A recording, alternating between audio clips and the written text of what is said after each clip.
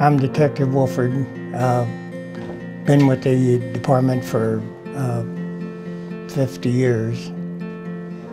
A long time, I guess. It doesn't seem that long, but it was a good time. I've served in many capacities. I went through from corporal to major, serving in every division within the department.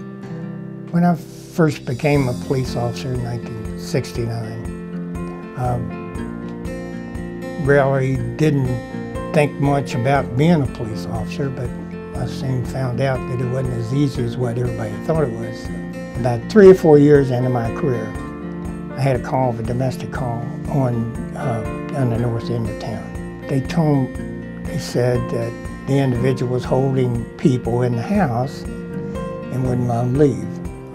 When I got there, I talked to the wife, the one that called, and I asked her what was happening, and she said they were having a get-together with some friends, and their husband became upset and started ranting and raving, and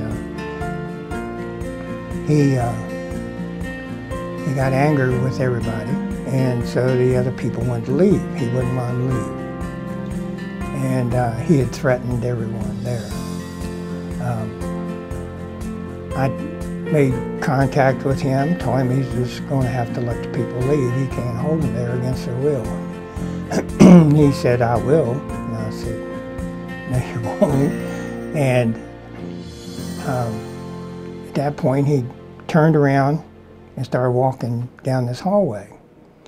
The wife said, "You better go get him because he's going to go get his gun." So I seen him speed up, walking down the hallway, so I ran. He went into a room, and as soon as I turned and went in the room, he had a shotgun pointed at me. I grabbed a hold of it and put the barrel up and grabbed the trigger, and we fought for a while over the shotgun. And finally I got him under control and with the help of another officer. At that point I understood the seriousness of law enforcement. When I was a lieutenant on second shift, we had a great team. I mean, the officers, there were probably 10 officers, and we worked as a unit. Everybody wanted to come to work, and people wanted to work overtime because they had such a good camaraderie, a bunch of guys. We did things like we did our own plainclothes operations. We worked with the community. The team of officers, they worked as a unit. I mean, we were really, really tight. Yeah. And that was probably the highlight of my career. Some of my greatest accomplishments, I guess you might say, one was the starting up a special operations team to assist with the drug searches, drug warrant searches, and also for barricaded subjects and situations where gun violence is possible. After I went to 2 SWAT schools, I was told to train 6 people. That's all we had was 6 officers. I had to test each one of them for their physical fitness and then their shooting skills. Another accomplishment was the starting up a physical fitness. In the early 70s, the police department moved from City Hall to Cameron Street, the old Potomac Edison building, which was a lot more room. We were kind of cramped at City Hall in the basement. We moved to the Potomac Edison building, we had a lot of room. So myself and 2 other officers requested that we start a physical, or have a room or section of the department designated for physical fitness. We started a basketball court in the old garage area. We had a ping pong table, and also there was some pinball machines donated to us that the officers could use during when they're waiting to go to court or after court or whatever. They couldn't use it while they were working, of course. But the money that was obtained through the department from the pinball machines and the soda machines was used to buy equipment for the physical fitness. We first purchased 400 pounds of Olympic style weights and 1 bench and a set of dumbbells. That was our first initial equipment that we had. Chief Barley, again, he wanted to start testing and using physical fitness as part of the testing procedure for new officers. I went to 2 physical fitness schools, came back and wrote up a program for us to follow on our testing procedures for new hires. Well, we had several different stages of physical fitness. We had running and weightlifting, pushing a car out of the road for a certain distance, sit-ups, push-ups, things like that. In law enforcement, I feel that you have to be a good police officer before you can be a supervisor. You have to know your job. You have to have a vast knowledge of law enforcement. And most importantly, you have to understand what responsibility is and accountability. You don't use your rank to influence people.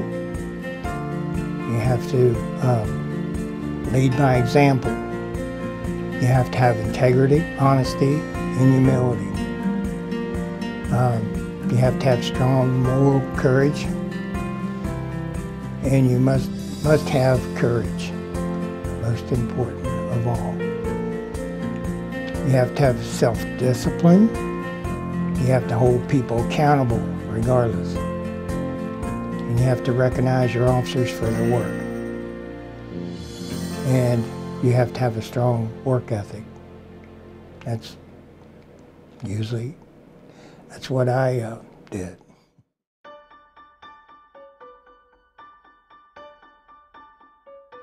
Behind the blue, this is what my hobbies are. I've been doing this practically all my life. I've had a fascination for old cars. I started out with a truck years and years ago, back in the early 80s. And of course, through the years, I've always had hot rods, you might say. This is my latest. It's a 1961 Chevrolet, and they call it a bubble top because of the top is sloped down and the glass is very large in the back. These are fairly rare cars. As you can tell, it takes a lot of money. And that's probably one of the reasons why I work part-time, is to finance parts for these cars. Currently, this one is for sale. This is a 1957 Chevy, and this is a car that I purchased when I retired. It has a lot of work done to it. We put a new frame under, new motor, a whole new drivetrain. It's probably my favorite of all my vehicles.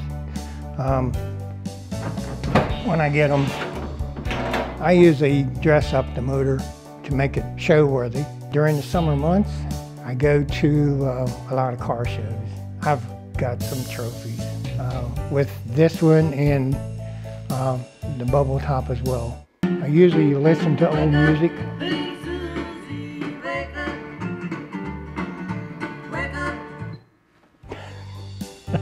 When I first started at the police department, our cars, we only had four patrol cars. And each one of them this was the light on top of the police cars. They were white in color and they had a city seal on the side. This is one of the original ones that came from the old police cars. It was given to me by Fred Hildebrand. You can still see the paint on the seal here where the car was painted.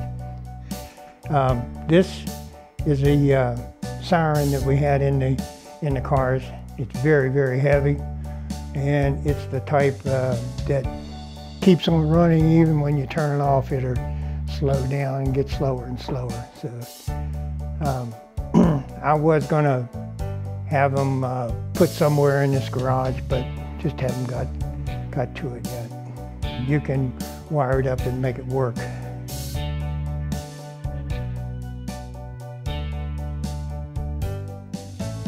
This is what I do.